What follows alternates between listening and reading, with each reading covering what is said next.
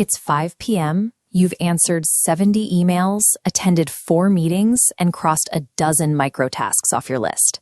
Yet looking back at the day, you realize you haven't made any actual progress on the one project that matters. How is it possible to be in constant motion for 8 straight hours, but finish the day feeling completely unproductive? This illustration shows exactly what happens when you say yes to every request. You exert a massive amount of energy, but because it is divided across dozens of activities, you only make a millimeter of progress in a million different directions. Hustle culture has conditioned us to measure our worth by our exhaustion. We have fallen into a trap, assuming that as long as we are moving fast, we must be generating momentum. When we hit that wall of overwhelm, our instinct is to add. We download a new time-blocking app, we drink more coffee, or we set our alarms earlier to squeeze it all in. But human energy is a strict, finite mathematical vector. You cannot cheat a closed system by cramming more variables into it. Look at the right side of this diagram.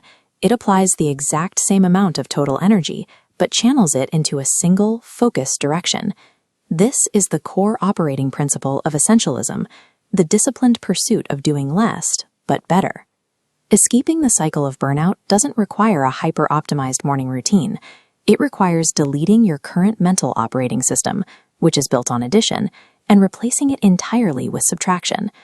To actually manage your life this way, you have to stop treating your focus like a floodlight illuminating an entire room and start treating it like a laser cutting through steel. To curate your schedule strictly, you need a filter, the 90% rule. When evaluating a request, grade it from 0 to 100. If it scores less than a 90, automatically change the score to 0 and reject it. Say you receive an invite to an industry networking event. It might yield a decent contact. You grade it a 6 out of 10. Or maybe a colleague pitches a mildly interesting side project. It's not a bad idea. You grade it a 7. Cross them both out. Unless an opportunity makes you say, hell yes, it is a distraction that actively steals energy from the rare, exceptional opportunities. The biggest threat to your long-term success is rarely a terrible idea. The real danger is the endless stream of pretty good ideas that slowly bloat your schedule until you have no capacity left for the great ones. Once you have ruthlessly filtered out the noise, you still have to execute the tasks you've decided to keep. Our default human instinct when faced with a difficult task is to force it. We grind, we push harder, we try to muscle our way through. An essentialist takes the opposite approach. Instead of asking, how can I push harder? They ask, what is the biggest obstacle slowing me down? This is a practice called friction hunting.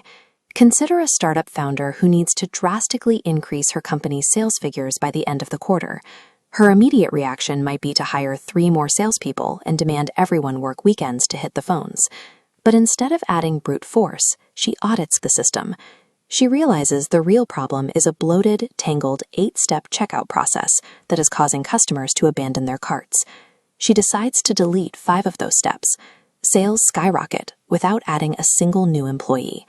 Simply removing 1 point of friction yields an exponentially higher return than adding 10 points of raw effort.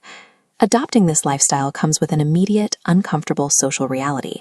To fiercely protect your focus, you are going to have to say no and disappoint people. This brings us to the ultimate paradox of focus. Being radically unavailable for the trivial many is precisely what makes you incredibly valuable for the vital few. Your colleagues might initially feel a sting of frustration when you decline their meeting invite, but as they watch the quality of your output rise, that initial frustration evolves into deep professional respect. If you do not prioritize your own time, someone else will happily spend it for you. So here is a direct challenge. The moment this video ends, open your calendar for the upcoming week. Look at your schedule and locate just one recurring meeting, commitment, or habit that you would rate a mediocre 7 out of 10, something you only do out of sheer obligation. Cancel it. Do not reschedule.